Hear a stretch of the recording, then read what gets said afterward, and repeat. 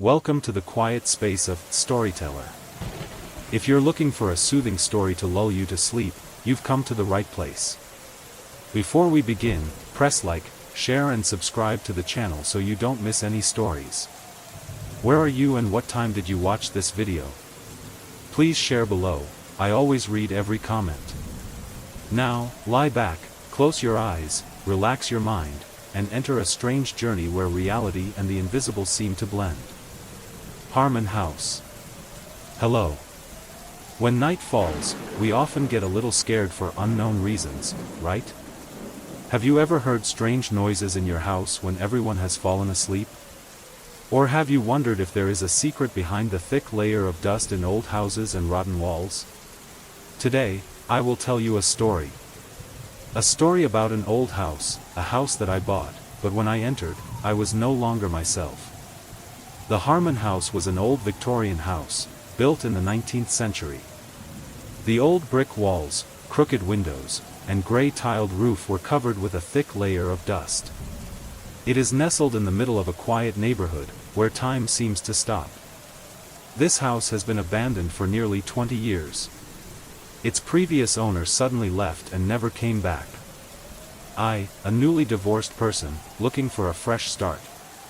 I don't mind the dark history of the house. I just see potential in it, a chance to regenerate it.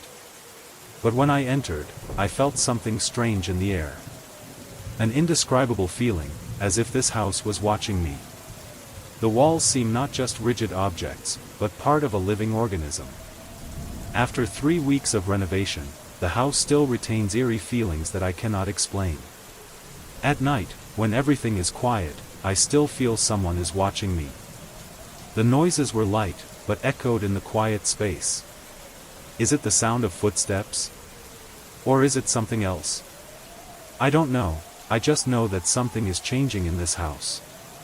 Maybe I was imagining it all, but the feeling grew stronger every night. That evening, as I stood in the middle of the second-floor hallway, I felt a blast of cold air. The house seems to be breathing.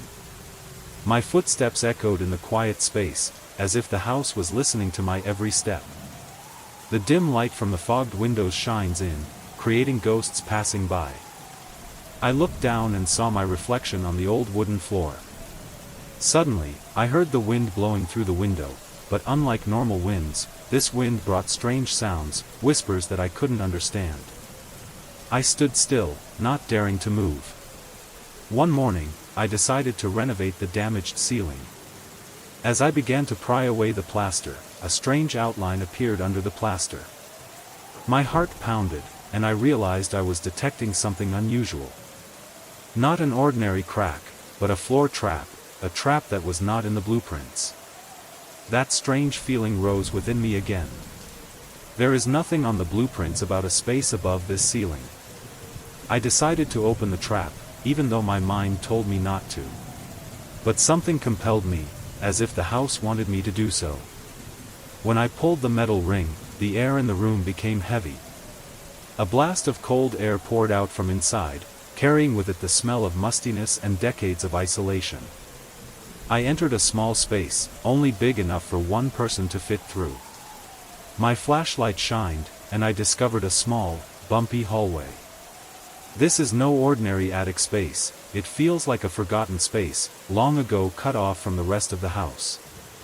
When I entered that dark space, I felt like I had entered another world.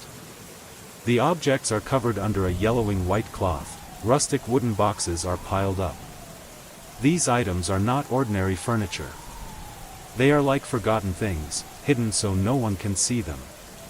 Old paintings, mahogany writing desks, and a leather chair with traces of its occupants, as if someone had sat on it for decades without ever getting up. I opened the drawer of the wooden desk.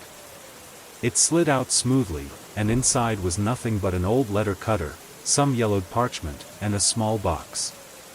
I opened the box, and inside was a strange metal bracelet, with strange patterns I had never seen before. The moment I picked up the bracelet, a cold chill spread through my hand. This strange feeling became even stronger when I realized that this bracelet was not just an antique, it had an invisible charm. I couldn't let it go, even though I was filled with fear. But I can't ignore it either. Something has changed within me. That night, I couldn't sleep. The metal bracelet was still in my hand, and I couldn't stop thinking about what I had discovered. There is something strange about this house. The whispers, the shadows, and the feeling of being watched. I can't explain it, but I clearly feel that I'm on a path from which I can't turn back. Every night, the house changes. Footsteps that weren't mine echoed in the space. The whispers became clearer again. I heard my name, but it wasn't me calling. I turned around, but no one was there. I decided to learn more about the history of the house. And as I continued to investigate, I discovered terrifying secrets about its former owner. They didn't just leave for family reasons. There was something in this house that forced them to leave in a hurry. The more I explored, the more clearly I felt that this house was more than just an old house. It is a door into another world. A world that I cannot understand. Objects, shadows, and strange feelings, they are all part of an untold story. And this house, now, has chosen me to tell that story. With each passing night, I felt like I was losing more and more control. Sleep no longer comes to me like before. Instead, nightmares raged in my mind. I found myself wandering the dark hallways of the house, where the darkness was like a living thing, clinging to me, surrounding me. The footsteps were not mine, but someone, or something, walking behind me in the darkness. I woke up in a sweat, my body as tense as a string, my heart beating fast as if I was running away from something terrible. But every morning when I wake up, the house is still the same, with old walls and bright shadows from the daylight shining through the broken windows. Day by day, I feel more and more swallowed by this house. That feeling seemed to spread to every corner of my body, like a ghost that couldn't escape. This house, the eerie sounds, the inexplicable images, it all serves as a reminder that I'm not the only one here. One rainy day, while I was cleaning the attic, I discovered a strange mark. A stain on the wall, extending from the corner of the room to the tile floor. At first, I thought it was a simple crack, but as I got closer, I realized it was a sign of something strange. This mark resembled a handprint drawn on the wall with a dark liquid, not water but something else. I carefully wiped the stain away, but when I touched it, a soft, creaking sound rang out from inside the house. The house seemed to be reacting to my presence. I looked at the stain, and when I wiped it off, I discovered a strange symbol, carved into the wall as part of an ancient symbol. It's a character I've never seen before. A cold feeling filled my heart. I clearly sensed that something mysterious was going on, but I didn't know what to do with these findings. That night, as the weak light from the bedside lamp shone into the room, I heard a strange sound from the hallway outside. They were slow footsteps, as if someone was walking down the hallway, each step echoing, full of menace. But when I opened the door, there was no one there. The hallway was still silent, covered only by thick darkness. The feeling of being monitored rose within me again. My eyes couldn't leave the darkness at the end of the hallway, where the house seemed to be silently watching me. I didn't dare move, my heart was beating fast in my chest. Suddenly, a cold wind blew, carrying with it the musty smell and loneliness of decades. Everything around me seemed to become hazy, as if I was stuck between two worlds, between the present and the past. I can clearly feel the existence of trapped souls, ghosts that cannot escape. A blurry figure appeared right in front of me. I couldn't see clearly, but I felt its presence very strongly, as if it was trying to say something. That figure seemed to be drawing me into a dark area, where no one could find me. Feeling an irresistible urge, I began to walk into the darkness. My steps echoed in the silence of the house, and each step pulled me further from the real world. I felt like I was entering another world, where time had no meaning, and ancient spirits still lurked, inescapable. I approached a dark. The souls have been trapped by this house, unable to leave. They looked at me with cold eyes, full of despair. I heard whispers from them, sounds of begging, sounds of lamenting. These spirits are not harmless spirits. They have suffered, and now they want me to pay for my curiosity. I realized that I couldn't escape this house. The house had taken over my mind, had drawn me into it like a trap. Those souls didn't just want revenge, they wanted me to share the pain and loneliness they had endured. I felt like I was becoming a part of this story, a part of the house, like a soul trapped in a vortex that couldn't escape. The space around me became darker and denser. Every step I took, I felt myself sinking deeper into the darkness of this house. The shadowy figures around me were no longer invisible ghosts, but real beings, living souls looking at me, waiting for the inevitable end. I knew I couldn't leave. This house has chosen me, and I will be a part of it forever. That night, as I lay in bed, eyes wide open and staring at the ceiling, whispers began to echo. At first, they were just vague sounds, like the wind blowing through a window. But gradually, they became clearer, as if someone was standing nearby, speaking incomprehensible words, a hoarse voice as if drawn from rustling fabrics and rotting wood. I shivered, unable to escape the feeling that those sounds were following me, from somewhere in the vast space of the house. They seemed to come not only from the attic but also from cracks, from heating vents, from places I couldn't control. The whispers were like something mysterious, like a warning, or maybe some curse that this house had kept secret for a long time. I can't stop my thinking. Every time I close my eyes, I hear the sound of light footsteps moving across the ceiling. Not an animal, I checked. And it's not the wind. They were footsteps, rhythmic, as if someone was walking back and forth in the attic. The next day, I couldn't resist the urge to go back to the house. The sun has risen, light shines through the window, but I know clearly that when night falls, darkness will return, bringing with it things that have not been revealed. Today, I am determined to no longer just live with a vague feeling of fear. I want to understand, I want to find out what is hidden inside these old walls. When I entered the house, the atmosphere became stuffy. Dust still lingered on the furniture and window crevices, but everything seemed covered by a thick layer of fog. I can't explain how I felt at that moment. A heavy feeling as if something was monitoring my every move. Strangely, as I got closer to the trap door in the attic, its presence became ever more apparent. It wasn't the light, it wasn't the air, but the feeling of presence, an invisible urge, that made me unable to leave. Even though I tried not to look at it, my eyes were pulled involuntarily. I stood there, clearly feeling the stuffiness from the ground up, as if this house was breathing, living. I decided to approach the trap door, despite my overwhelming anxiety. I don't know why, but part of me felt as if this was the thing to do, the thing this house wanted me to explore. It felt like the house was guiding me, as if it had an instinct of its own, and I was just a part of a story that had been written long ago. When I opened the trap door, cold air rushed in. I felt a strange wind, as if it came from another world. Closing my eyes, I felt I was not only in this house, but also entering another space, a parallel world, where time no longer had meaning, and everything was shrouded in darkness. Stepping inside, I felt an unusual coldness.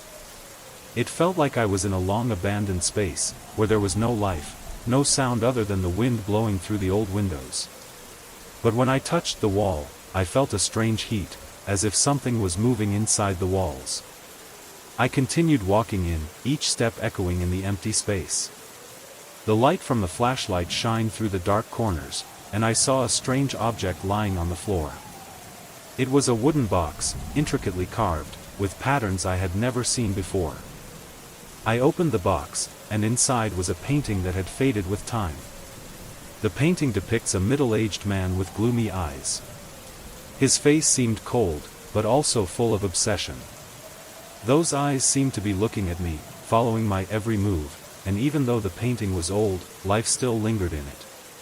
His thin lips curled up as if he were smiling, but that smile carried something strange, something cunning. When I lifted the painting, I felt something strange. A cold feeling ran from my hand, to my body. It was like an invisible hand was holding me, making me unable to move. I turned around, feeling like someone was standing behind me, but no one was there. Immediately, I felt the coldness of a pair of hands touching the back of my neck. Those hands were cold as ice, and I couldn't escape.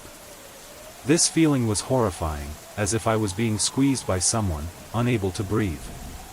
I turned around again, but this time, the flashlight's light was wavering, unable to illuminate what was behind me. I sensed something invisible, but palpable in the air. A cold breath, an invisible hand, and a gentle whisper echoed from somewhere in the darkness. I can't understand anymore. I couldn't fight the fear rising inside me. The sounds, the feelings, the images all became blurred, as if I was falling into a strange dream that I couldn't escape from. When I returned home after staying at the hotel, my mood was still heavy. It felt like a part of my soul had been left behind in that house. The days passed in silence, but it was not the peace I expected.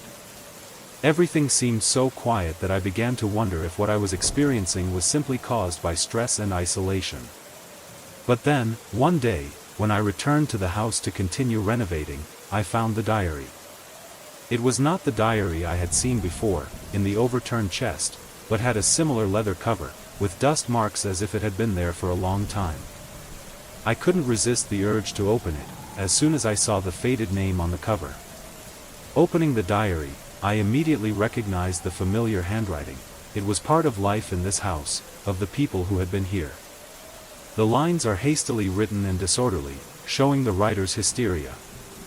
I felt the urgency in every word, and an overwhelming sense of guilt as I read on.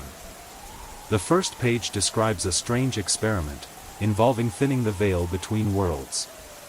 The next few lines tell of an entity being invited in, but the writer can no longer control it. A cold feeling rose as I read the last lines of the page. It has come, and now it can't leave. It doesn't need us. It just needs the body. At that moment, a bone-chilling cold blast came from behind me. The harsh electrical smell, like ozone before a storm, filled my nose, making it impossible to breathe. I quickly turned around, but only saw darkness where I had just passed. Suddenly, my flashlight began to flicker and then went out, leaving only darkness surrounding me. My heart was pounding, a feeling of fear welled up. I stood still, trying to regain my composure, but the hoarse breathing from behind made me unable to stop shaking. The sound sounded like the breathing of some non-human creature. My footsteps began to move unconsciously, step by cautious step. My heart felt like it was being squeezed in my chest. As I approached the trap door, thud sounded from behind, like something had fallen. I don't dare go back. My steps became more hurried, my heart pounding in my chest. When I touched the door, there was a strange feeling. Under my feet, I felt something soft but durable, as if something was stuck. When I bent down, the flashlight light turned on again, shining directly on the clothes, identical to the one I was wearing. The sleeves, the neck, everything was arranged as if someone had just put it on.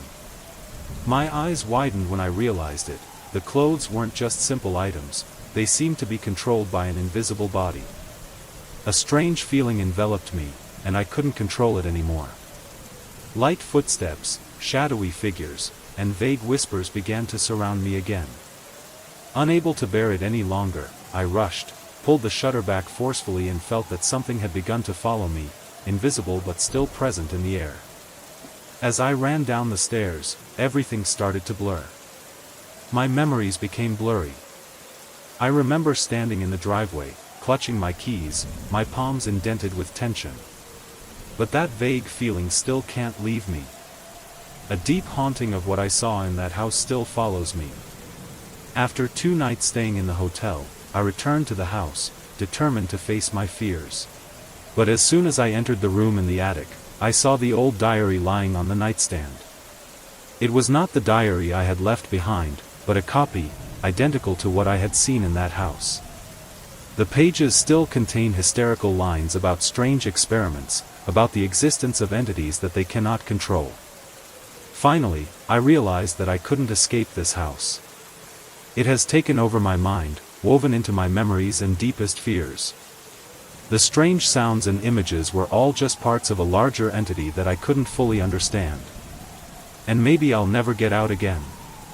This house, the secrets it holds, are not just from the past, but a part of me.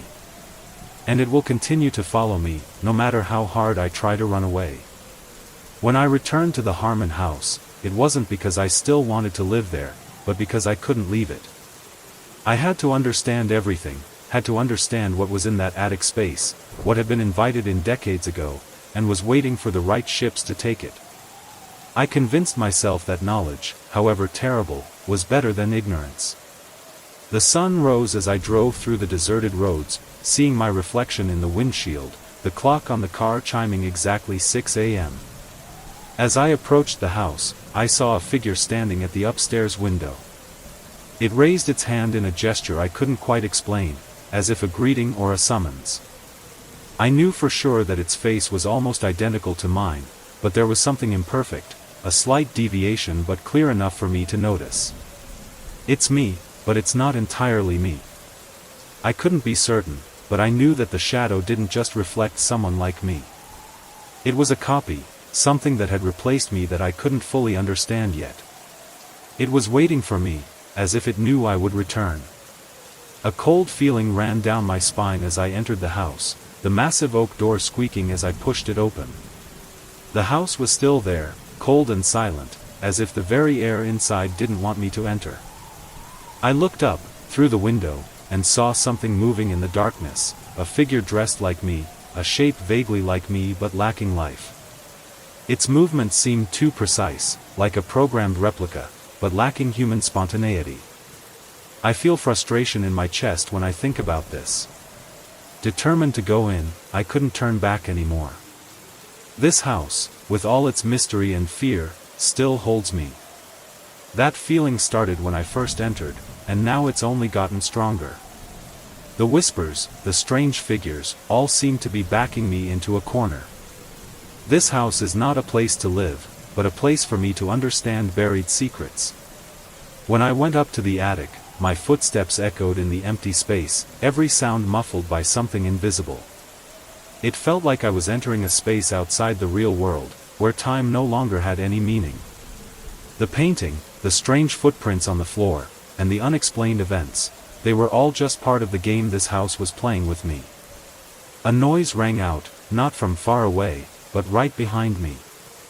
I turned around and saw my own shadow, but it wasn't me.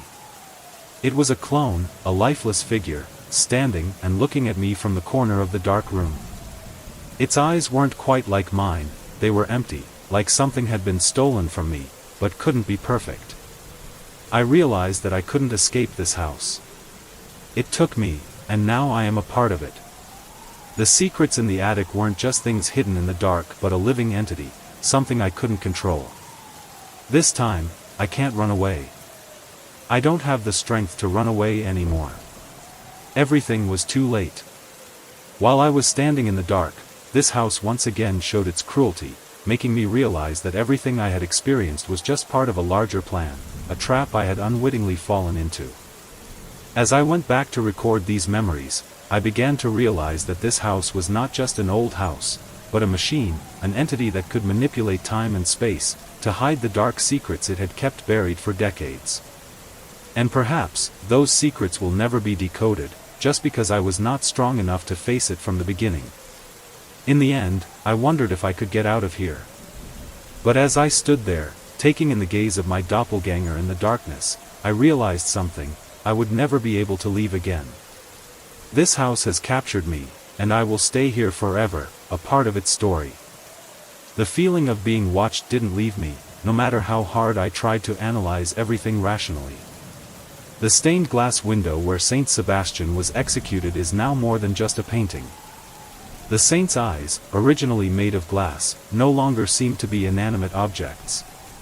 I couldn't explain this feeling, that his eyes were looking straight at me, and it wasn't just an illusion. Even though I knew my mind couldn't accept it, my body had a different reaction. I felt a change in the air. The silence of this monastery had now become something thick, oppressive. Even though I stood far away from the window, it seemed like Saint Sebastian's eyes were following my every step and every movement.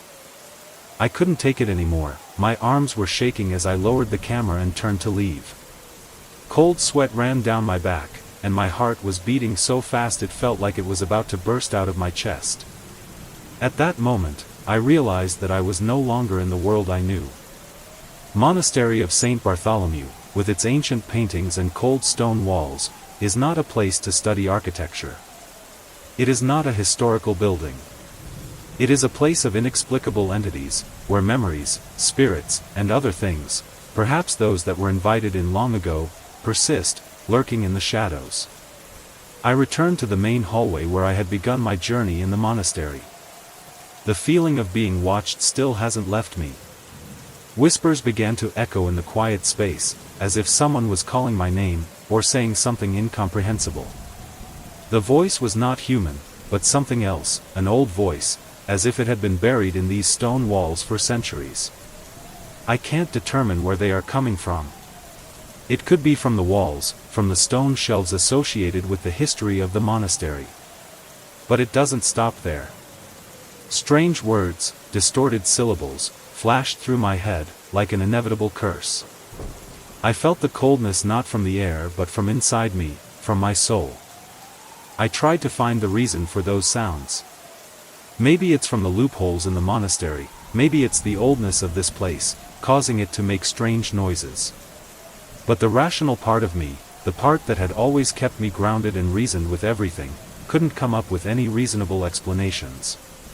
This strange feeling led me back to where I started, to the hallway where I heard the whispers. I looked at the old stone walls, the cracks in the walls, as if I was looking into the very soul of this monastery. This monastery, with all its mystery and haunting, has become a part of me. A part that I cannot understand, and perhaps never will be able to understand. And then I saw something I couldn't explain, a figure, standing silently in the middle of the hallway. It was a figure, but not human. A duplicate, just like what I experienced before.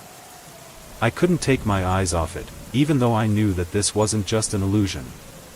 The figure began to move, not with normal steps, but in an unnatural way, slow and twisting, as if it did not belong to this world. I felt the cold from it, the cold from an untouchable world. Every step it took made the space around me become heavier. Unable to stand still, I turned around and ran towards the door. Every step I took, no matter how hurried, was slowed by the heavy feeling in the air. My eyes still looked back, where that figure was approaching. My lips were stiff, unable to utter any words. I left the monastery in a panic, breathing in the outdoor air, feeling life flow into my body again. But even though I left the monastery, I still felt the shadows of the souls there pursuing me. It was a strange silence, a silence that was not ordinary silence. It was heavy, like something waiting, like an unspoken curse. When I drove out of that area, I felt as if I was leaving a part of myself behind at the monastery. Those images, those whispers, and the coldness I felt will haunt me for the rest of my life. I didn't just explore an abandoned monastery, I discovered another world, where time no longer matters, where secrets remain hidden, waiting for someone brave enough to face them. But there's one thing I know for sure, I won't go back. I feel like I'm on the border between reason and desperate confusion. Those silhouettes, not human, not completely physical, but with a clear presence. The shadowy figures in the monks' robes, their heads hidden in their hoods, walked impossibly tall and too agile, moving as if their feet were not touching the ground. I could feel the cold in the air, the cold from them, as if their presence not only changed the space around me but also weakened my body. One of the figures, the one standing closest, glided towards me with a strange grace. Its hood barely touched the ground, its hands obscured its face, but the dim light still shone in, revealing features that could not be found in a human. The eyes were not human eyes, but something soulless, only reflecting what I had experienced. They watched me, as if they knew I was trying to understand, but I couldn't fully understand. The chanting from those figures became clearer, though I couldn't make out any language. However, part of me understood that they weren't just chanting. They are inviting me. Invite me into another dimension, a world beyond my understanding. A world where human perception is no longer limited. A place that cannot be understood through the mind, but can only be felt through the soul. I want to run. Every cell in my body protested their presence, but my legs wouldn't move. Instead, I could only stand there, watching them get closer, while other figures gradually filled the space. A cold wind blew past me, making me shiver, and I felt those invitations. It was no ordinary invitation. It was an invitation from entities, from indefinable forces, beings that did not belong to my world. My panic was reaching its peak. My heart pounded like thunder, its beat echoing in my ears, seemingly with each beat pushing me closer to the edge of madness. I can't leave here, I can't escape the shadows that are hovering around me. I stumbled, sliding to the chapel floor, my hand reaching for my phone, hoping that I could at least record what was happening, at least leave a testament to what I had witnessed. But without a signal, there was no way to get my story out. My digital recorder can't record sound anymore. It seems even technology can't fight the presence of these things. I started to feel like an animal trapped in a trap with no way out. The silhouettes kept moving around me, as if they had been waiting for me for a long time. One of them approached, walking softly, without making a sound, as if it were floating above the ground. The chanting from its hood became clearer and clearer, and I could make out every word. Even though I didn't understand the language, I began to realize that the words weren't meant to scare me. They are invitations. A mysterious invitation, as if they wanted me to cross a boundary, a threshold that I had never known. I understood that they were inviting me into a space that only those who could see could understand. Their chants, their movements, all had one purpose: they were waiting for me. Waiting for me to see, for me to enter, for me to accept what I cannot explain. I can't say anything. My mind couldn't contain everything that was going on. I felt the immensity of this space, where my every breath seemed to be stretched out, my every movement watched. Those figures, even though they moved around me, didn't make me feel threatened. Instead, I felt like I was facing an invitation. An irresistible invitation, but also fraught with danger. I don't know what decision I made, but at that time, I felt that I had to move on. I can't run away anymore. The chants became a part of me, each sound a breath within me. When I looked into the eyes of those figures, I no longer felt afraid. I only see silence. Silence enveloped everything, as if nothing mattered but crossing this threshold, where everything could change. And then, I walked over. Not because I wanted to, but because I felt I had no other choice. I had entered the world of the incomprehensible, and those figures continued to follow me, as if they had been waiting for me all along. I can't explain this feeling. The house, the monastery, the apartment, all seemed like invisible blocks, where I was trapped between the real world and another world. A world that cannot be touched, but can be felt. What I witnessed, what I experienced, could not simply have been the product of fatigue or hallucinations. Something was following me, and it didn't want to let go. I remember the last time I saw St. Bartholomew's Monastery, an image that still sticks with me, clearly in my mind. Its silhouette still stands there, sharp, present in the dark night. But there is something else that I cannot forget, which is the highest window of the bell tower. That window, catching the last rays of the day, was like a sparkling eye, waiting for me. Its eyes looked straight at me, and I could feel the invitation in the faint light. When I returned to my apartment, I tried to convince myself that I was just experiencing hallucinations. But nothing can explain what happened. The photos I took at the monastery showed empty rooms with nothing but dusty windows and stone walls. Yet, in one photo, I saw my own reflection in a dark window, but behind me were blurred silhouettes, hooded people, their faces blurred and distorted in the glass. Those figures couldn't have been people actually there, and what was even more strange was that I realized that the footsteps I heard, footsteps that I had been unable to identify before, were not mine. My eyes began to follow my movements, but something felt strange, as if I was no longer in complete control of my body. The third night, the footsteps started again. This time, they were no longer just vague sounds. They are very special, very clear. Those footsteps went back and forth above my head, as if someone was walking around my bedroom. Their rhythm is not random, but has an arrangement, a clear method, as if deliberately reflecting my every movement. It felt like the floor beneath my feet was no longer solid, but was vibrating with every step. My heart tightened, my heartbeat pounding against my ribs. Each beat was like a clap of thunder in my ears. Everything became blurred in tension. I counted each step, hoping that the footsteps would stop.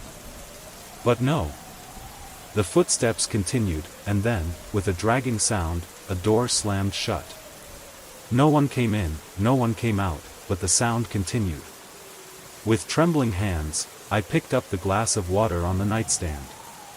But the water did not quench my thirst, did not relieve the dry feeling in my throat. I can't say anything. I just sat there, motionless, trying to calm the panic rising inside me.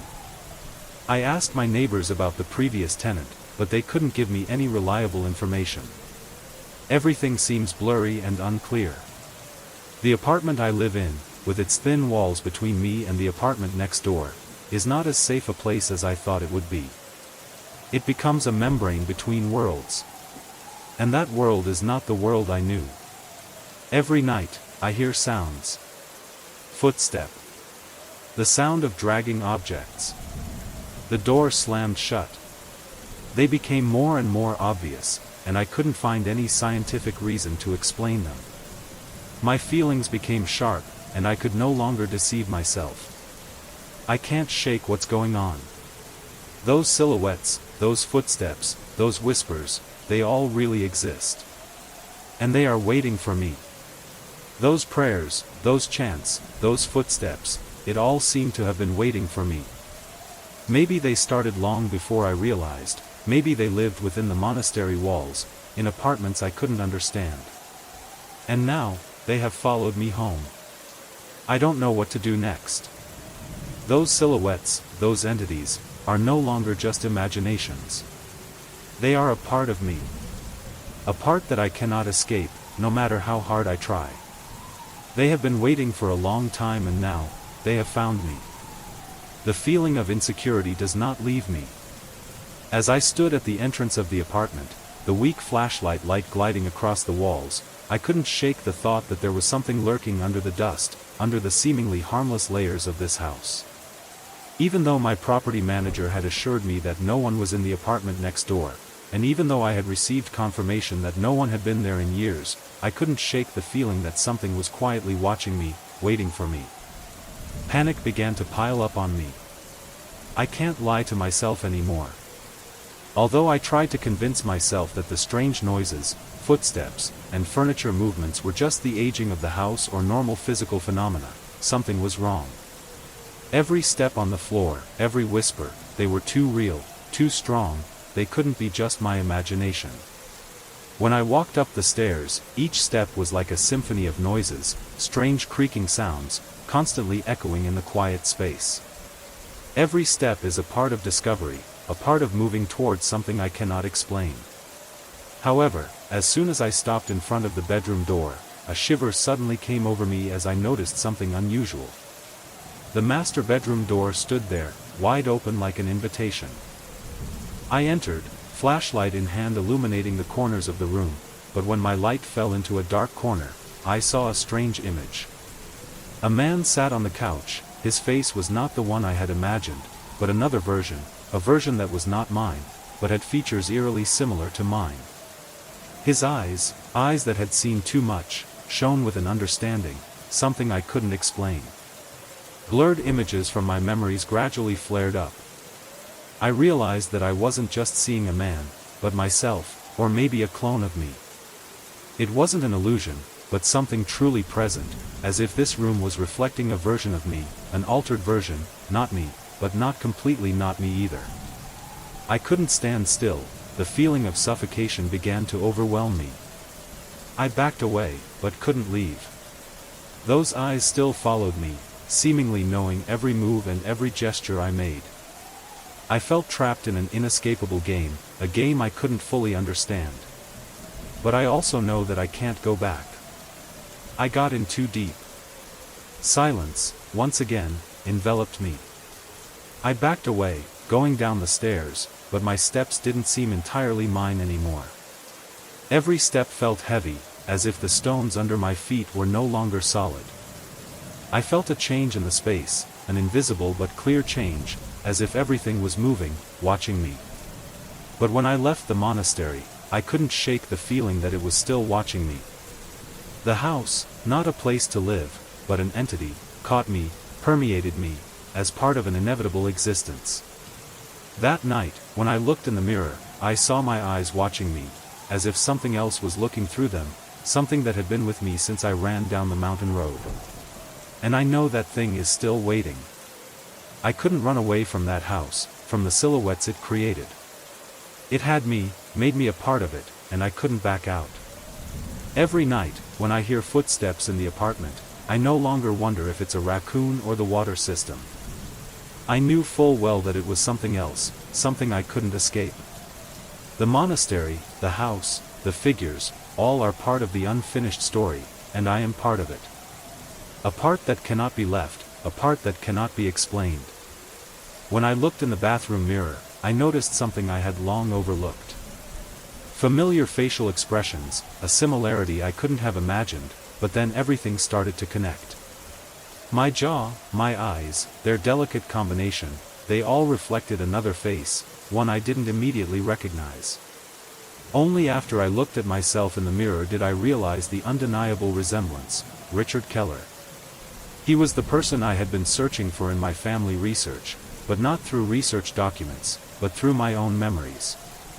As I remembered, everything seemed to become clear, the way I had come across this house while shopping, the strange feeling of entering, as if I had returned to a place I had known for a long time. But I never met Richard Keller. My father abandoned me when I was a child, and I always felt like there was something missing from my family memories. I have gone through unanswered questions for many years. And now, as I faced my reflection in the mirror, I realized that I was not only looking at myself but also at a part of my family history, a fragment of the past that had been hidden.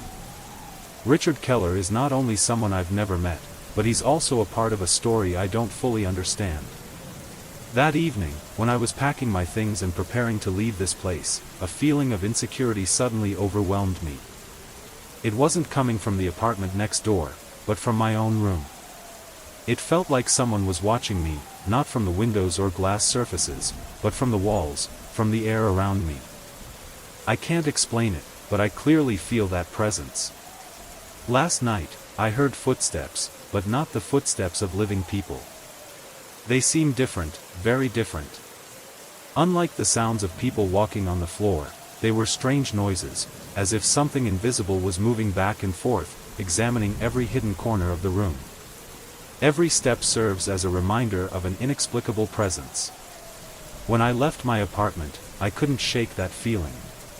Something is still watching me, waiting for me to return, not from outside the window, but from the walls, the hidden spaces that I cannot see. As I continued to study monuments and historical buildings, I couldn't help but think of the strange events that happened in the monastery of St. Augustine. I have worked on restorations on 3 continents, but none has had as strong an impact on me as this one. The tampered tools, the tampered photos, the strangely written pages, they all pointed to something I couldn't easily explain. And then, one night, as I was working in my quiet room, I heard the bell. The sound came from somewhere far away, as if from another world. I stood up, tense and worried, but when I went to see Father Daniels the next morning, he informed me that the bell system had been disabled decades ago. I couldn't understand this, because the sound of the bell still echoed in my head. A strange feeling rose within me. I found a book in the church library, with strangely written pages, containing unanswered questions. The symbols in it were identical to what I had seen in the church. And as I reread a page, I heard my name called, but from no one other than these very walls. When I started seeing strange images in my photos, I realized that I wasn't just studying a monument, but was coming face to face with an entity. An inexplicable entity. And it was waiting for me. It drew me to these places, not for research or archaeological reasons, but because I was part of an unfinished story. When I returned to the church, the inexplicable feeling came back. I felt like I was being followed by something. A presence was secretly watching me from within the walls. Those footsteps, those calls, they were not human, but something else, something that had been waiting for me, and now it had found me. And when I looked in the mirror again, I couldn't help but wonder, had I gone too far in my search for the truth? And if so, can I go back, or have I become part of the walls, of what has existed longer than I thought? Finally, when I thought I was free from the influence of these figures, these strange footsteps, I realized that I had not left. The entities, the secrets, they all followed me.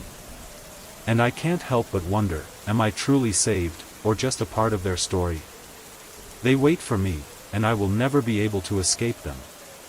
Every time I look back on my journey, I can't help but feel that the steps I took were not just discoveries but the extension of a presence that I cannot escape. I can't explain what happened that night, but everything changed when I was faced with indelible images, images that I could no longer deny. When I heard strange sounds in the church, whispers becoming clearer and clearer, I decided to find out everything. I couldn't simply leave my questions unanswered, even though I was confronted by Father Daniels, an elderly man who tried to avoid me asking about the Thomas brothers in the closed attic. He looked at me with worried eyes. His eyes were no longer the eyes of the priest I once knew. Even when he couldn't answer about what happened, I felt something very strange gnawing at me.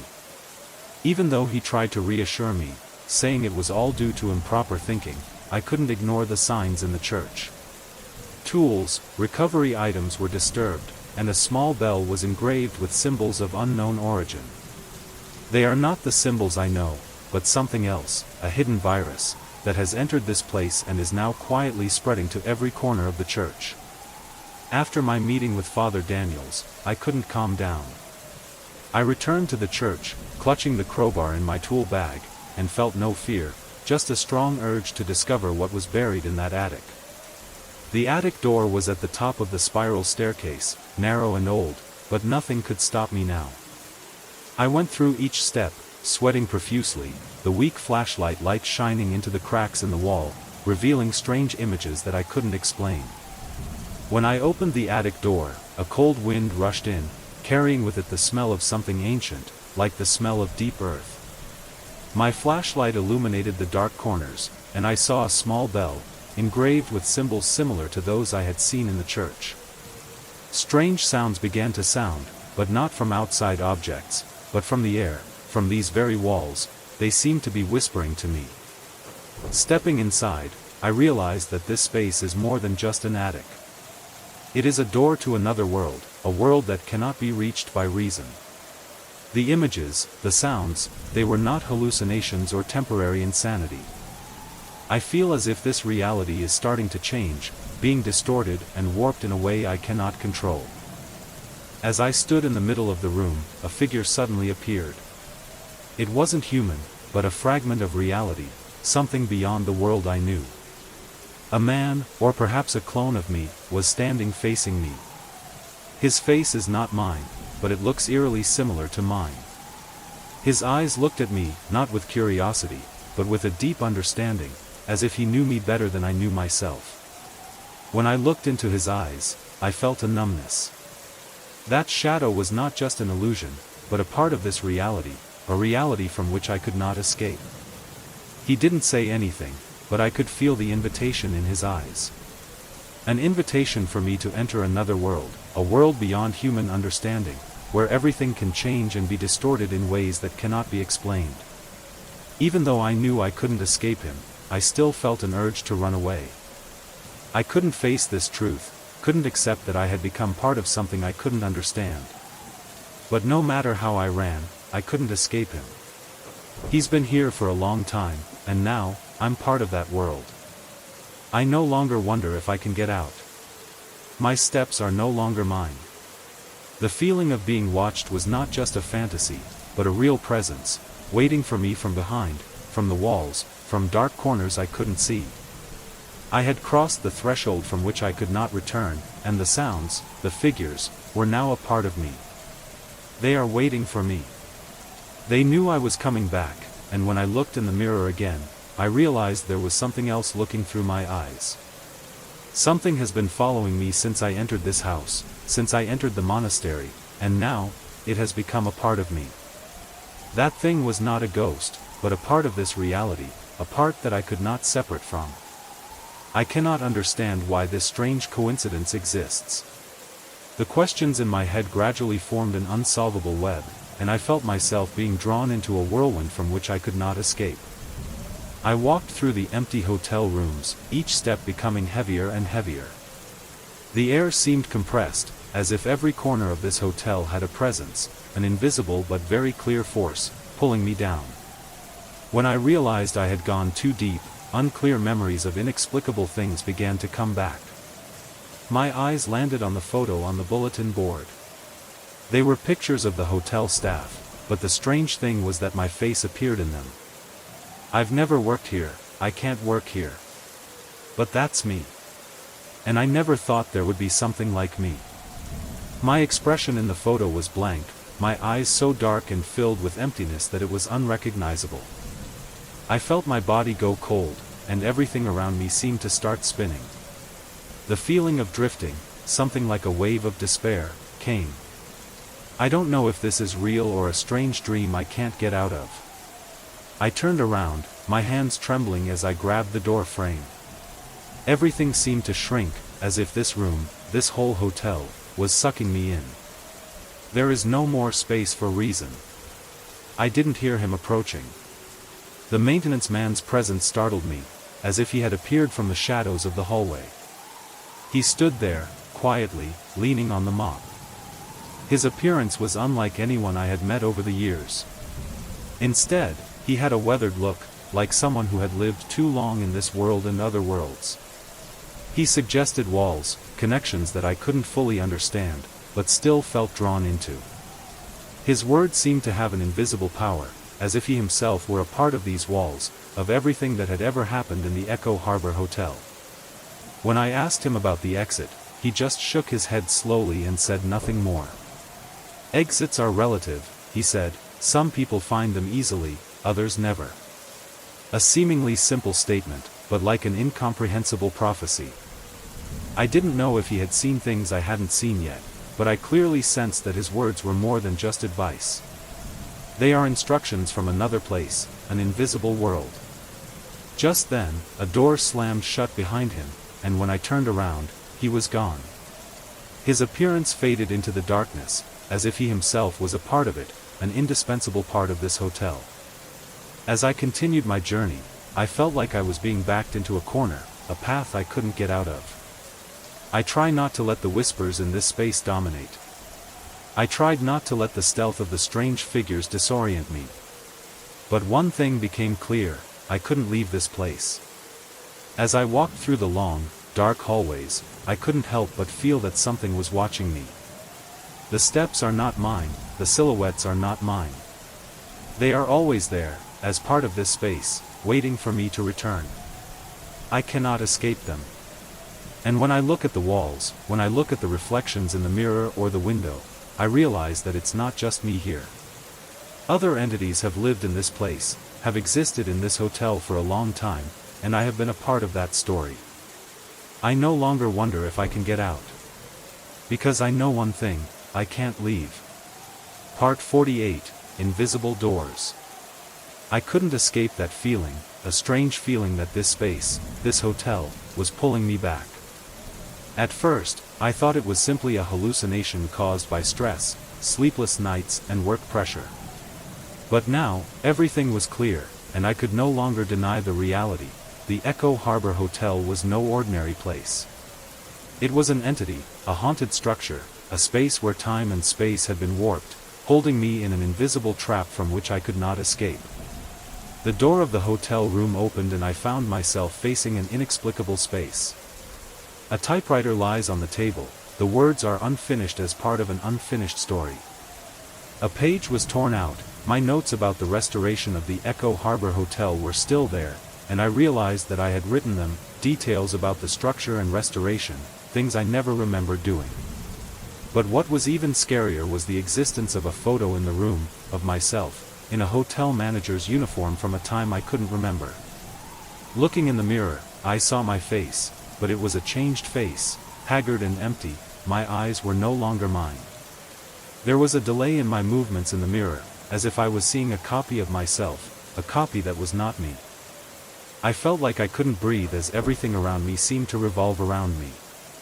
When I looked again, that space had disappeared, and I found myself standing in an endless hallway, where everything had no escape. I tried to get out, but the hotel hallways seemed to go on forever. I can't understand why I'm here, can't explain why my steps have become heavy, as if I can no longer control them. As I approached the emergency exit, a strange wind seemed to stop me, making me heavier, as if the air in this hotel was so heavy that it could not move. I looked at the clock and saw that it was 4:17 p.m., but when I turned around again, the atmosphere outside had not changed, and I felt like I had been standing here for a long time.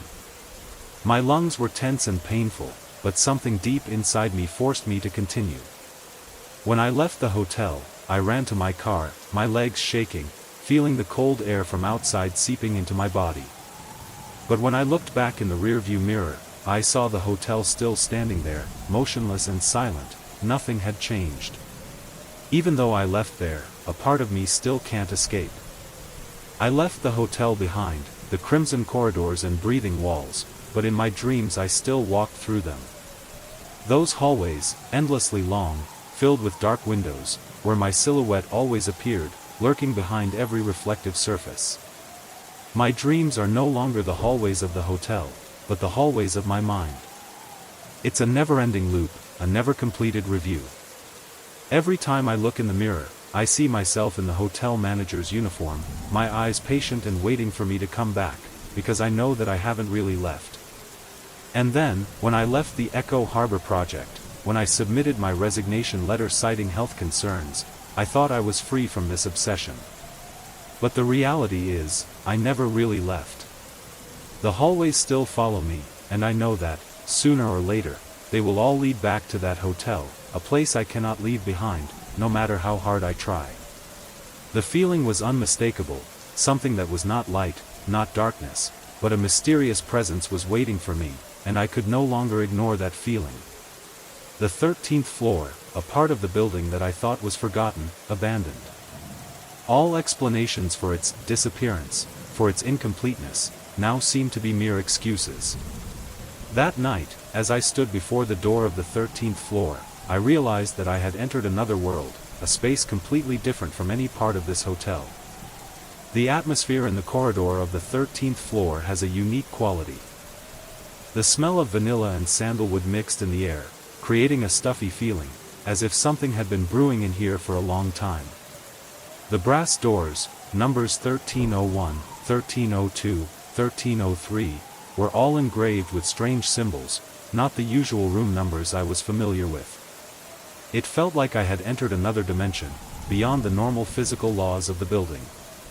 This space curves and stretches in an inexplicable way. I took each step slowly, my feet feeling glued to the floor. Silence reigned, a complete contrast to the voices I had heard before, sounds as if someone was near me, watching me. Every door I passed was a solid wooden door, intricately carved, creating an eerie impression, as if they were not ordinary doors but passages leading into another world. Silence still surrounded me, and the sounds from the rooms were inaudible, just vague whispers. I felt like I couldn't turn back, couldn't stop, because every step led me deeper into the 13th floor, where I didn't know what was waiting. And then, I arrived at a room. Unlike other rooms I'd seen in this hotel, this one had a different atmosphere, like being part of a story I couldn't understand. The elaborately baked cakes emitted a warm light, as if it was waiting for me to come closer. But things don't seem to be random. Every room, every door, every detail had a preparation, as if they had been arranged to welcome me, and I couldn't leave. My lips dry when I see the black windows, no light outside, even though I know that time is still passing out there. A feeling of suffocation came over me, and I realized that I was not just facing a physical space, but a lost space, a space with no way out. The whispers continued to ring out. I cannot escape them. The 13th floor is not just a part of the hotel, but a part of me. Those sounds, those images, are not random. They have been waiting for me, and now I have entered them. The brass doors, the walls with pale yellow patterns, all seem to invite me. Smells, strange sensations, all filled the air. Every step I take leads me further into the darkness, into this incomprehensibility. The room has no exit. The walls are not the walls of an ordinary hotel, but a place out of this world, where reality and illusion blend together. When I came back, I couldn't go back. The 13th floor swallowed me whole, and I realized that I was no longer myself. And then, a whisper rang out again, this time not in my ears but in my mind. That voice, a voice that I cannot describe, but I know clearly that it is not just someone's voice but a part of this space. You've been here a long time, the voice told me, and I couldn't react. Now, I no longer look for a way out.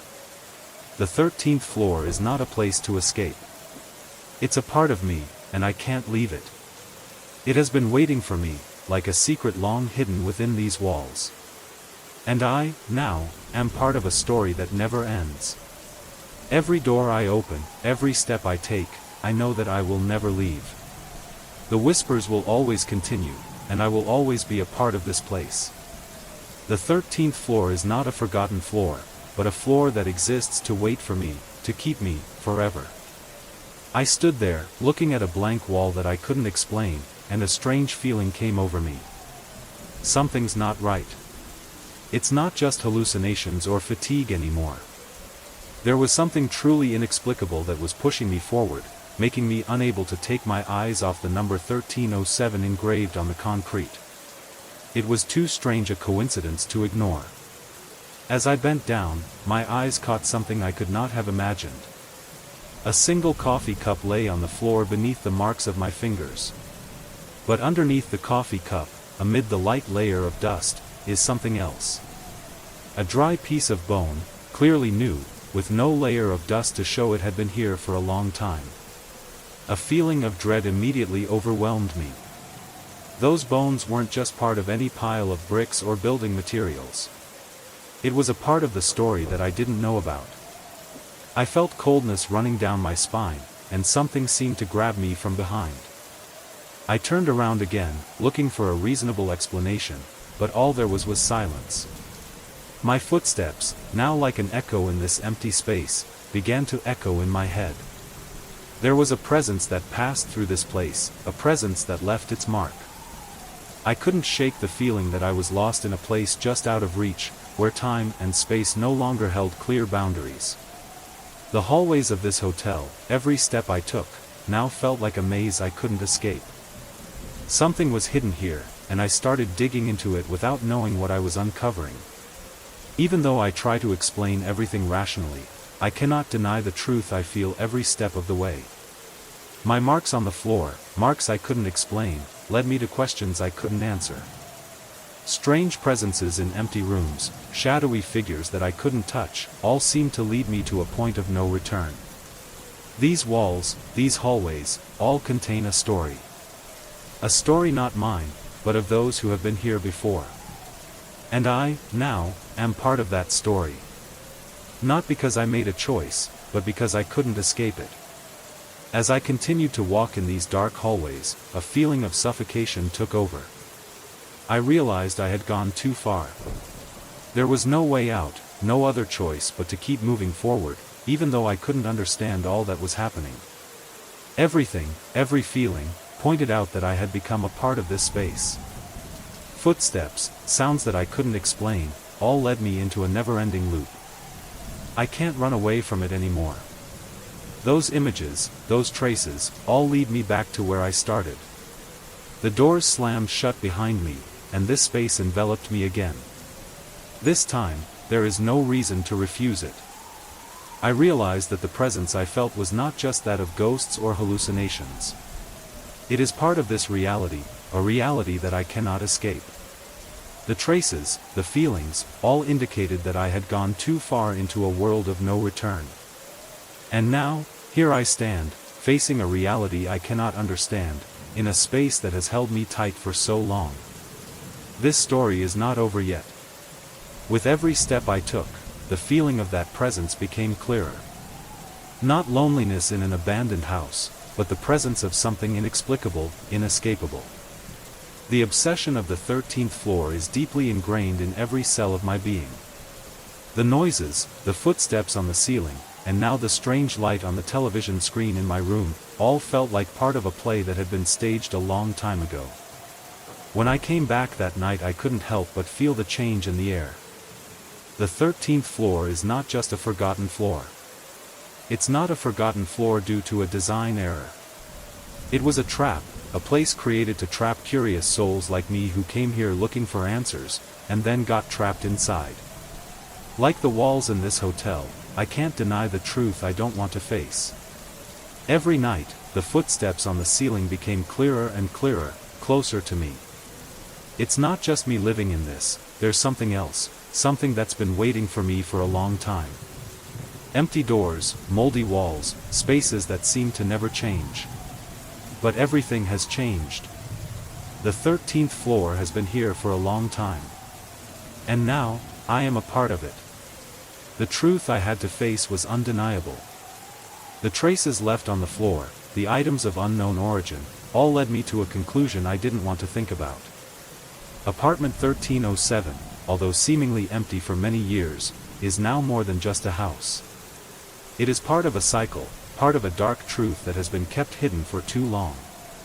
There was something waiting for me in there, and I couldn't explain the feeling that I had been to this place before, that I had been part of this space before knowing it. Every time I walked through the hotel lobby, when I entered apartment 1307, I felt as if I was walking into a trap from which I couldn't escape. The doors closed behind me, there was no way back. I can't stand this obsession anymore. I decided to call the manager, Mrs. Patel, everyone who could help me deal with these inexplicable things. But when I found Mrs. Patel the next morning, she looked at me with worried eyes, as if she too had noticed strange things, but couldn't say anything. The 13th floor isn't just a forgotten space, it's been locked down, not to protect the building's residents, but to keep them contained. Even though I tried to leave the hotel, even though I decided not to return, part of me understood that there was no escape. The 13th floor is not a forgotten floor, but a trap that was created a long time ago. I can't remember clearly why I'm here, but I know that I've been here for a long time. It's all just an unbreakable cycle. At this point, there's nothing left to search for. There's nothing left to explain. I am no longer a person in a world out there. I became a part of this story, of the ghosts of the 13th floor. And I knew that, no matter how hard I tried, would always come back, because a part of me was trapped in there, forever. He left suddenly, but someone else, someone I didn't know, but who had obviously been through the same things as me. Constant footsteps, strange sounds, nightmares with tall, thin figures motionlessly looking at me. It felt like I was being watched not only by the walls of the house, but also by spirits that had never left. I stood there, my hands shaking as I continued to flip through the diary pages. The feeling of suffocation and inescapability. The words in the diary seemed to be talking about me, about events that have happened and things that are about to happen. A familiar feeling rose within me, as if I had relived those days, as if these footsteps in the attic, these strange noises, and these shadows were mine, were what I was experiencing right now. July 8, 1963, short words, but like a warning, it's coming, I see it. That was the only sentence in the diary, but it was enough to make me shiver. I felt a strong presence, a connection between me and the old owner who wrote these words. I couldn't just ignore these traces, couldn't easily ignore all the growing uneasiness within me. I returned to the room where I had just found the diary. The lights were still dimly lit in the cold space.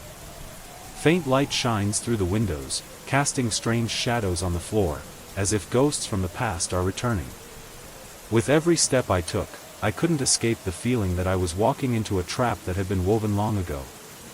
The sounds from upstairs, the slamming doors, the endless footsteps in the dark night, it all seemed to be happening on purpose, like an invitation for me to participate in a game I couldn't escape from.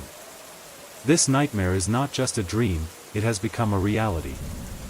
What I found in this house were not traces of the past, but traces of a never-ending cycle. And now I'm a part of it, can't get out, can't go back. The 13th floor isn't just a part of the hotel, it's a part of me, and I can no longer avoid that fact. As the night gradually passed, the space around me became an invisible maze, where there was no escape. The feeling of being watched, of being surrounded, grew stronger with every step I heard, with every noise I felt. Those sounds were no longer simply strange footsteps, they seemed to have a purpose, as if some entity was watching me, making me a part of a game I couldn't fully understand. I tried to find out, tried to escape this house, but the more I tried, the more I felt the presence of something pulling me back, making me unable to leave. The doors were locked tightly, footsteps echoed from the upper and lower floors, everything seemed to have been arranged intentionally. The 13th floor is not just a forgotten floor, but it has become a part of me, a part of the space that I cannot escape.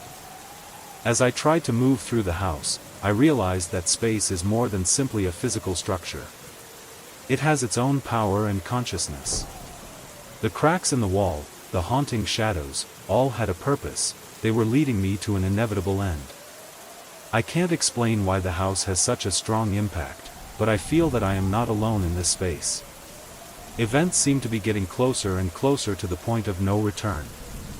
The presence I felt wasn't just that of a ghost or memories buried in time. It was a part of this house, of history that I had never known.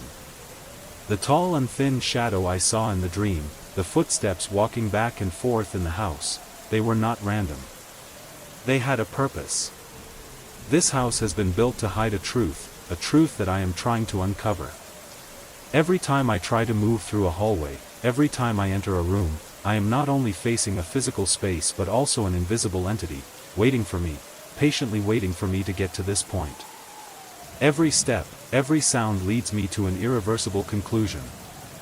This house is not where I want to stay. Not just because of its weirdness, but because of the effect it had on my mind and body. Footsteps in the attic, objects disappearing and reappearing, all were signs of something I couldn't avoid. The 13th floor is not a coincidence, but a trap set a long time ago. I decided I couldn't take it anymore. I have to leave, I have to escape this house. But as soon as I left the room and headed towards the door, I realized something horrifying. The house never let me go. The bedroom door slammed shut behind me like a trap, and the footsteps in the attic rang out again, but this time they weren't just normal footsteps. They were on purpose, they were coming towards me. The feeling of suffocation came, not only from space, but also from my mind. I stood motionless, feeling a presence behind me. I can't go back. Footsteps behind me were getting closer, vague voices that I couldn't understand, but clearly belonged to something trying to communicate with me. When I looked back, I realized that I was no longer in my house. I was drawn into a loop, a place from which there was no way out. The doors closed behind me, and when I looked back, I could no longer see any exit. I was left with only dense silence and restless footsteps following me. This trap is not just the house, but myself. I have become a part of it, and will forever be trapped in it, never able to escape. Faded and stopped like a cloud in the sky. None of the passengers seemed to notice or care that anything strange was happening. But I know clearly, I clearly feel that presence, the feeling of not being able to escape. Darkness surrounded me, and I began to doubt myself, am I going crazy, or is there really something in this space laying a trap, waiting? That whole journey felt like I was entering an unchangeable pattern that kept repeating over and over again. Every time I think I've escaped, I'm pulled back again, faced again with strange faces, faces I can't identify, features that look as if they want to say something, but there's only silence, absolute silence. As the train rolled through the Massachusetts countryside, I couldn't help but stare at the reflections in the windows. I saw those faces, faces that could not belong to humans, twisted faces, faces that had long ceased to exist in time and space. Part of me understood that I was running away from things I couldn't face, but I couldn't help but feel that those things were still watching me. I don't know what to do anymore. I had managed to escape from the house on the top of the hill, but now, looking in the rearview mirror, I realized I was still coming back. That house is still there, undeniable, still haunting me, still unable to escape. And the silhouettes in the window are not just illusions, they are part of the house, something that has been forgotten but never disappeared. Standing with a cold posture, face obscured by weak light, leaving only eyes staring at me.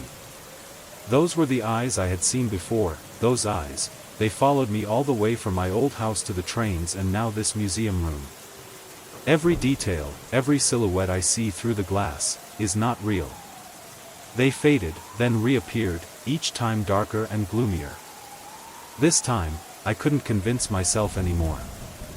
I felt that presence, something that surpassed all theory, reason, and even my own strength to avoid.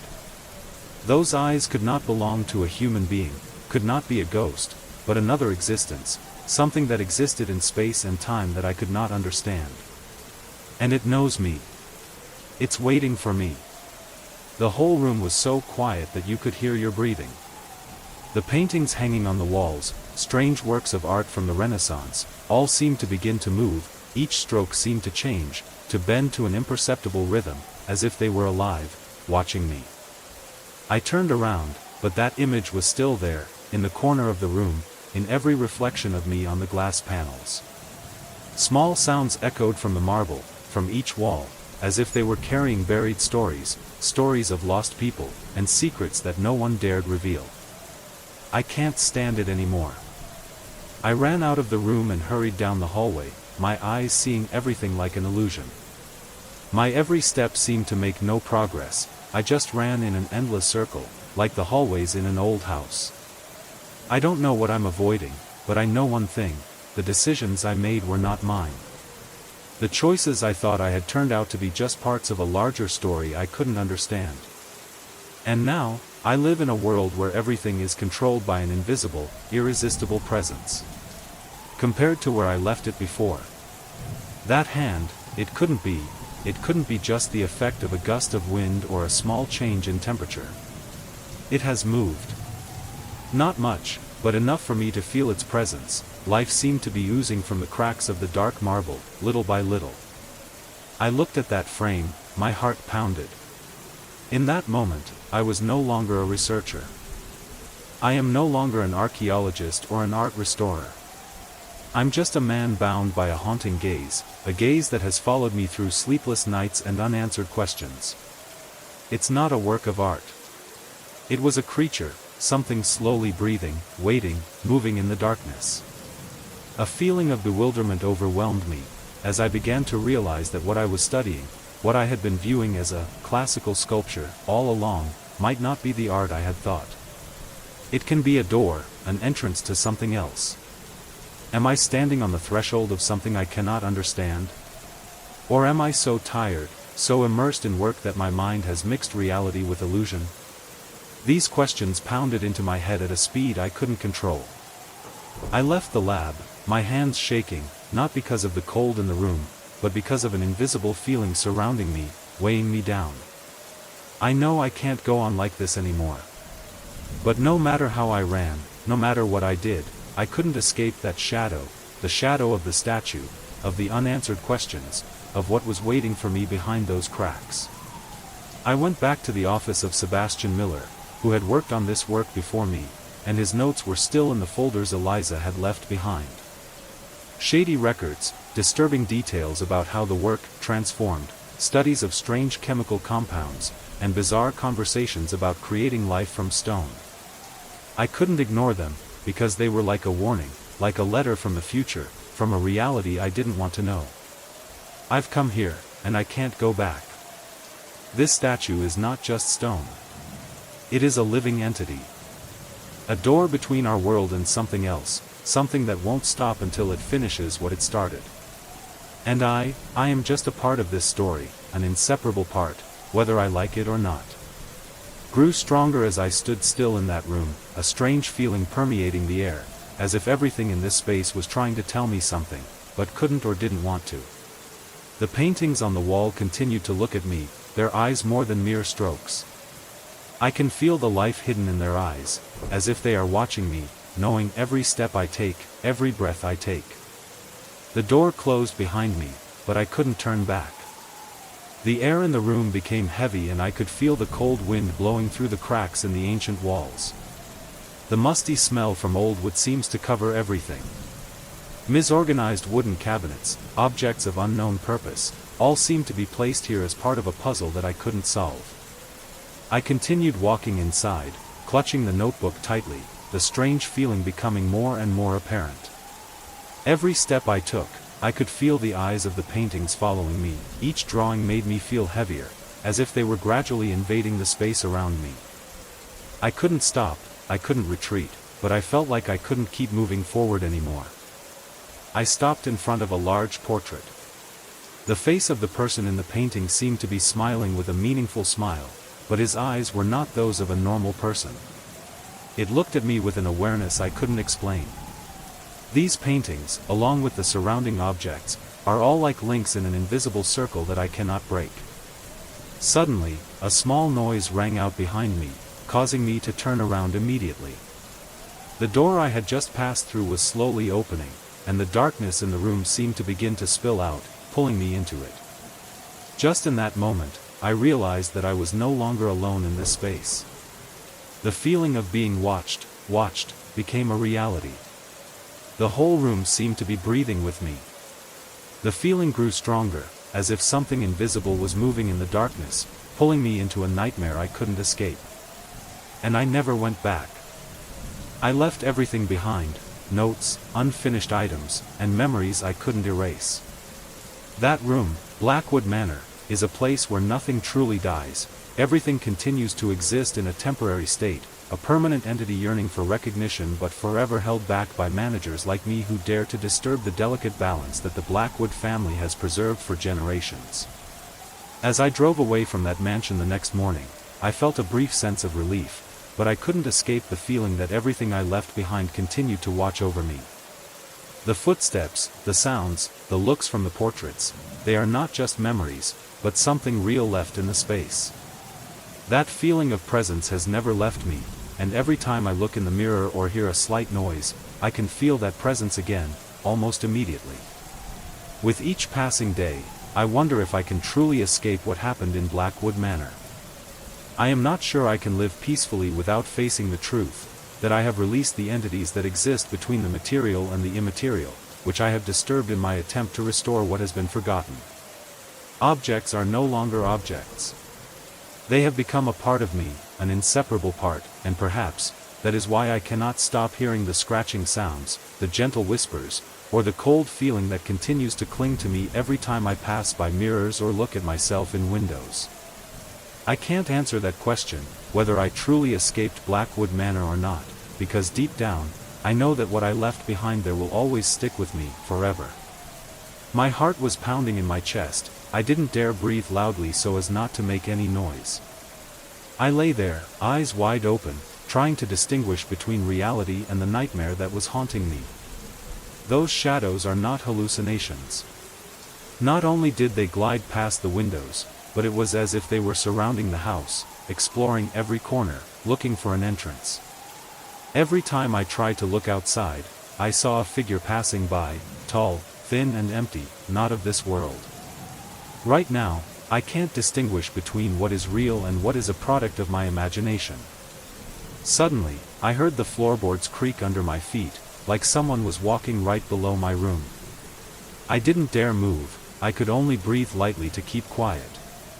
But then, again, I heard footsteps, closer, stronger. I can't wait any longer. With a jump, I jumped up from the bed and staggered to the window to look out. The dim light of the moon shone through the cracks in the windows, and I saw the figure, standing just outside on the deck, just a foot away from me. A cold feeling spread through every fiber of my body, and I realized that it was not a friend or a curious person. It was something, a darkness that existed not in this world, but in another space, a space that I could not reach, could not understand. That darkness stood still, not moving, just waiting. And then, when I thought I couldn't take it anymore, I went back to the bedroom, but couldn't escape the feeling that I had been seen. Those figures are still hanging around outside the window, waiting for something, a sign, an action to get closer. My dreams about the statue, about the footsteps, about the whispers, are no longer just nightmares but part of reality. The truth gradually became clear, and I realized that I could not avoid what had begun at Blackwood Manor. Those shadows followed me. They are not hallucinations, they are not figments of the imagination. They are watching me, waiting for me to do something. And I can't avoid it anymore. Direction, but the old man's eyes, pale eyes full of determination and deep sadness, made it impossible for me to do so. His words echoed in my head as I looked toward the lake, where the darkness remained thick, as if there was something down there, something invisible but always present. "Don't let your curiosity lead you into the water," he said, his eyes never leaving me. "There are things that cannot be revealed." I don't know how to respond. His look made me feel like a door had opened and I was standing on the threshold of an incomprehensible truth. The feeling of anxiety kept rising inside me. Strange things had happened since I arrived here, strange footprints on the deck, knocking at the door in the night, strange footsteps on the water. It had all begun to blend together, forming a terrifying picture that I could not ignore. When the old man left, I stood there, in the middle of the deck, watching his shadow drift away. The lake water seems quieter now, but in my heart, I feel like there's something waiting, just one wrong step, and I'll fall into it, into something I can't escape. And so, I decided, although it was not easy, to face these mysteries. The whispers, the strange footprints, the apparitions, and the haunting dreams, they all had meaning, and I had to understand them. The truth is somewhere between the black waters, hidden beneath the surface that I cannot reach, but I will not stop until I decipher it. Those eerie images, eyes wide with fear, but we were all silent, as if an invisible force had frozen us in our place. The knocking continued, but this time there was not just one, but dozens, hundreds, all over every surface of the house. The walls shook under the pressure of the knocking, the windows shattered, and the water outside kept boiling, as if underwater creatures were emerging, wanting to take us over. "We have to go now," Rob said, his voice hoarse with panic. But none of us could move. I looked out the window, and that's when I saw them. Pale faces, unclear mouths, like shadowy ghosts, pressed against the glass. Each face had deep black eyes, staring at me, waiting for something I couldn't understand. Their eyes were filled with undisguised lust and defiance. "We can't leave," I muttered, not knowing if I was talking to myself or the others. "We can't escape them." When I turned back to look at my friends, I realized that they had seen it too. The portrait in the main room, the statue in the bedroom, the objects that have moved since we arrived, all have an undeniable connection. The creatures under the water were not a coincidence, but part of a long-term plan, a power that had been waiting to take over those of us who had gotten too close. The knocking continued, and I knew there was no place to hide now. The walls of the house are no longer a shelter, but a giant trap, closing in on us every step of the way. The feeling I had pushed away, the feeling that there was something under the water, in the air, in these walls, it had now become an undeniable truth. "We have to face it," I said, finally realizing that we couldn't run away from this so-called fate. Wrapped around me like a blanket, wrapped in uncomfortable thoughts about what I had learned. The flow of water under the ground continued, a constant reminder of what I had witnessed, living entities, not dead, just existing in another dimension, hidden behind the veil of this physical world. Every time I return to Pine Lake, I feel the presence of those residents, not as scary ghosts but as forgotten memories, waiting to be acknowledged. The following nights, when I was alone, would occasionally hear small calls, whispers that no one else could hear. It seems that the underwater creatures are still looking for the next person to listen to them, to remember their presence, to confirm that they are not forgotten. And I have become the listener, the keeper of those memories, the connector between two worlds that cannot be merged. But there are times when I sit still for long hours, the noise of the world around me seems to fade, and I feel anticipation in the air. The lake, the place that taught me that there are truths beyond our understanding, is always there, silently waiting. Every year when I return, I still feel like a part of me has been kept there, in the depths of the lake, where time and space no longer matter. And I know that, no matter how many years pass, no matter how hard I try to forget what I've been through, the lake will always be a part of me, like a secret that cannot be hidden, cannot be forgotten. A long, hooded coat, the darkness surrounding it like a flowing cloak, the face could not be seen clearly. However, this feeling of presence is undeniable. My legs stiffened, unable to move, even though my mind ordered me to leave immediately. The ancient and damp scent reappeared, becoming stronger and stronger, making it impossible for me to breathe normally.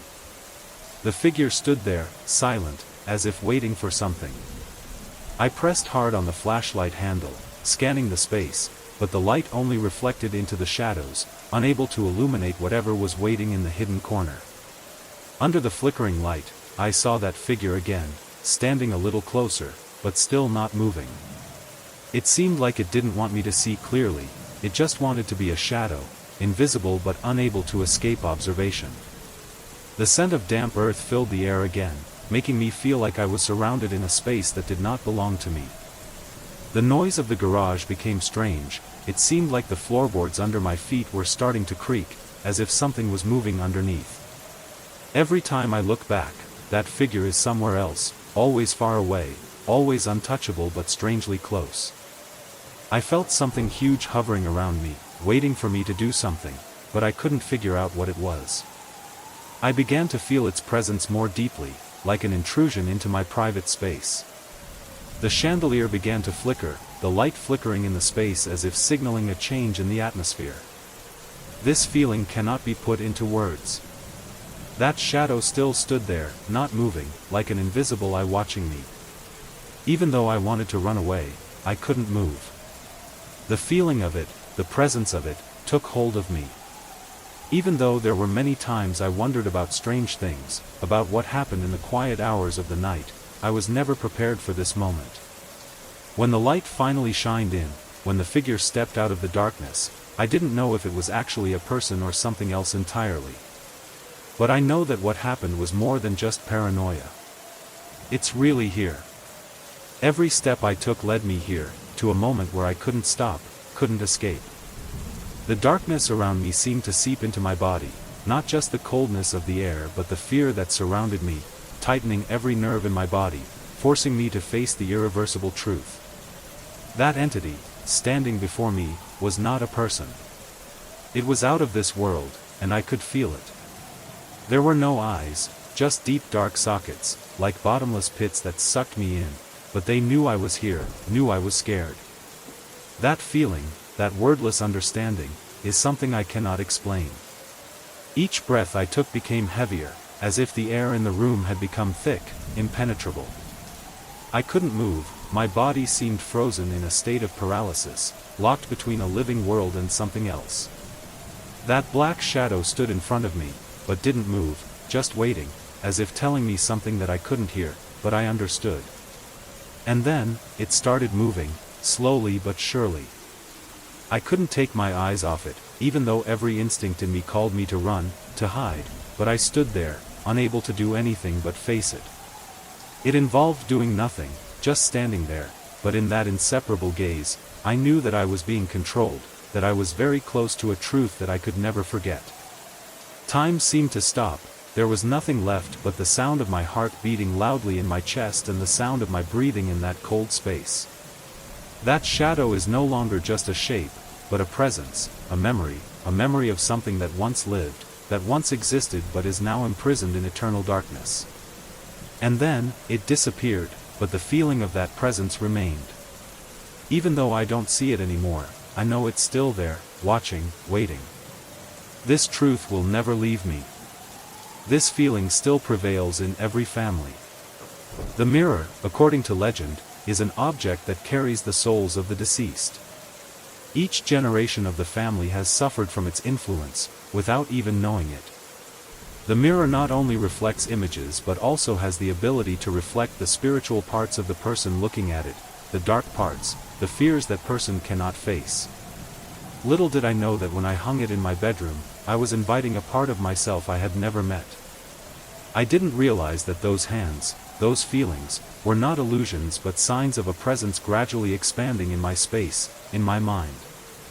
The mirror not only reflects what I see, but it also takes me into a parallel world, where darkness and light blend, where past and present intertwine. It felt like something was pulling me into the mirror every time I looked, an invisible force, inviting me deeper, where space and time were no longer limited. And then, late at night, I heard the whispers again, not sure where they came from, just the distinct feeling that they were coming from behind the mirror, like an invitation, a call from other worlds. As I learned more about my family, about the history of the mirror, I began to realize something. The people in my family who had come into contact with this mirror had all changed. Their bond with it gradually grew stronger, and in the end, it led them to an end that I could not have predicted. Like a vortex, they were sucked into it, unable to escape. And now, I am the successor. When I looked in the mirror again, I saw more than just myself. I see other people, souls who once lived through the mirror, reflected in my eyes. And I know that I cannot escape it, I cannot give up this mirror. It has become a part of me, like an obsession, like a warning that I will never escape my own shadow. My feelings became numb, my mind could not retreat from this obsession.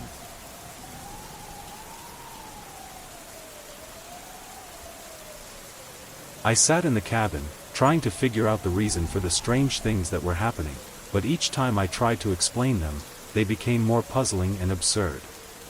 I knew that I was in an unusual place, a place where reality and the invisible intersected and intertwined, leaving me uncertain of what was really going on. Night fell again, and I couldn't avoid looking into the mirror I had brought with me from home.